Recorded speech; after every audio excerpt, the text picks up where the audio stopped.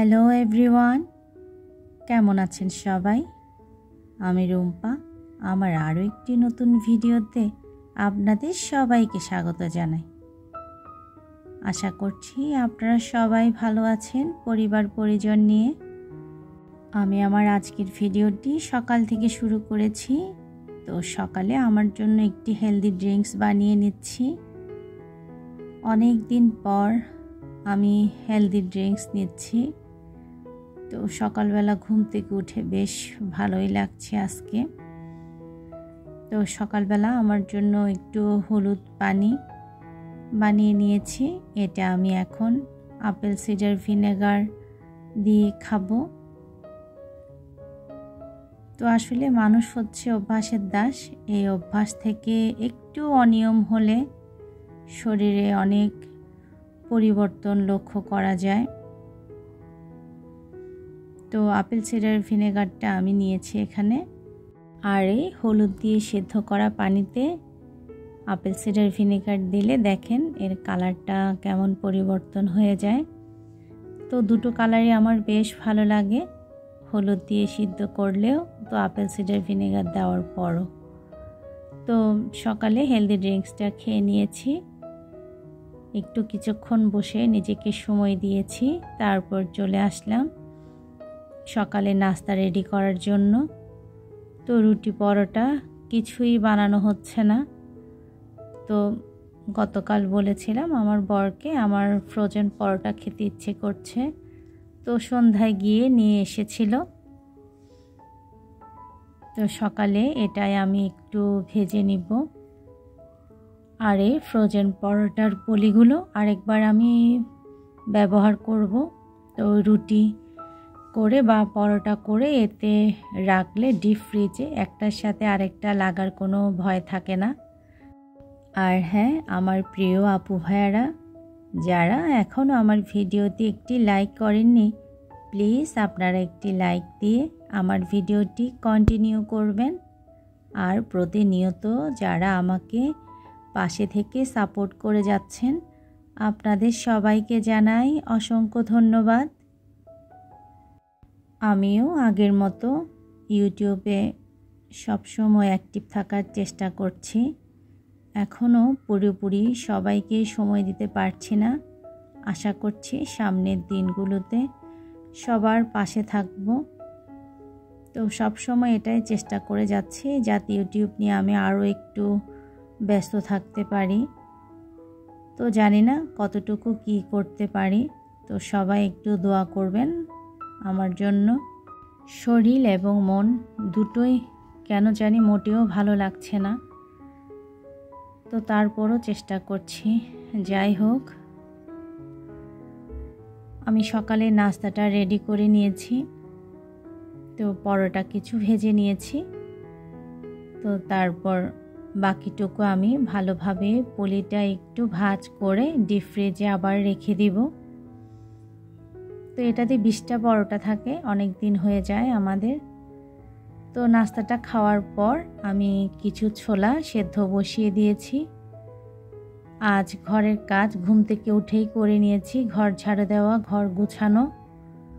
যেহেতু এখন সবার ছুটি রয়েছে, সবাই বাসায়, তো আগে সকালে ওই কাজগুলোই করে নিয়েছি উঠে। তো এবার আমি দুপুরে রান্নার প্রিপারেশন নিচ্ছি। আর বেশ পরিমাণে একটু পেঁয়াজ কেটে নিয়েছি। আর রান্নাটাও এখন আমি শুরু করে দিচ্ছি। আর হ্যাঁ, আজ যারা নতুন আমার চ্যানেলটি ভিজিট করেছেন, আমার ভিডিওটি যদি আপনাদের ভালো লাগে তাহলে আমার চ্যানেলটি সাবস্ক্রাইব করে আমার পাশে থাকতে পারেন। আর সাবস্ক্রাইবারের পাশে যে বেল আইকনটা আছে ওটা প্রেস করে অল নোটিফিকেশন অন করে রাখবেন। তাহলে আমি যখনই ভিডিও আপলোড করব আপনি আপনার সময় সুযোগ মতো দেখে নিতে পারবেন। রান্নাটা আমার একটি শখের জায়গা। রান্না করে পরিবারের সবাইকে খাওয়াতে আমার খুব ভালো লাগে। এখন মনটা একটু ভালো না থাকার কারণে স্পেশাল তেমন কিছুই রান্না করছি না।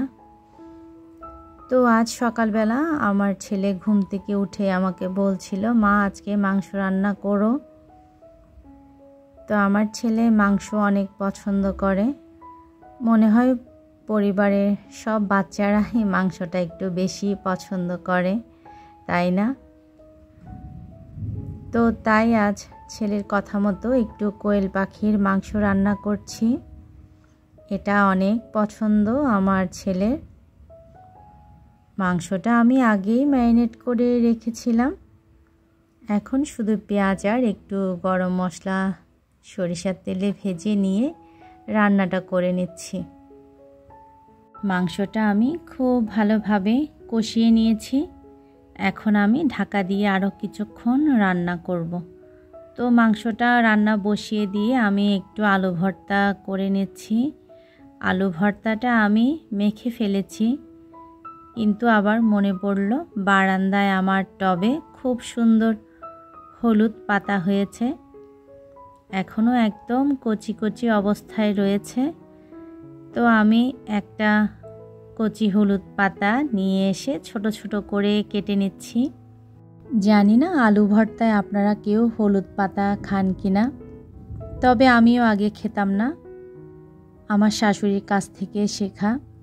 আমার শাশুড়িকে দেখতাম আলু ভর্তায়, ছোট মাছ রান্নায় সব সময় হলুদ পাতাটা ব্যবহার করত। তো আমিও এখন অভ্যস্ত হয়ে গেছি হলুদ পাতায়। আমার ছেলে এবং আমার বড় অনেক পছন্দ করে। তো এখন আমি রান্নার ফাঁকে আলু ভর্তাটাও করে নিয়েছি, আর করে খুব সুন্দরভাবে একটু পরিবেশন করে নিয়েছি। তো এদিকে আমার রান্নাটাও প্রায় হয়ে এসেছে। এখন একটু গরম মশলার গুঁড়া ছিটিয়ে দিচ্ছি, আর আরও কিছুক্ষণ ঢাকা দিয়ে রেখে ঝোলটা আর একটু শুকিয়ে নিব। আর এই যে সকালে নাস্তার পরে আমি কিছুটা ছোলা সিদ্ধ করে নিয়েছিলাম। এটা আসলে বিকেলের নাস্তার জন্য। তো রান্নার ফাঁকে আমি এটাও একটু রান্না করে রাখছি, কারণ বিকেলে একটু বাইরে যাব, বাইরে কাজ আছে। তো তাই ছোলাটাও একটু রান্না করে নিচ্ছি রান্নার ফাঁকে। তো ছোলাটা বসিয়ে দিতে দিতে আমার এদিকে মাংসটাও রান্না হয়ে গেছে। একটু ভুনা ভুনা করছি। জানি না ভিডিওর এ পর্যায়ে কে বা কারা এখনও আমার সাথে আছেন। যারা এখনও আমার সাথে আছেন, আপনাদের সবাইকে জানাই অসংখ্য ধন্যবাদ। সবাই ভালো থাকবেন পরিবার নিয়ে।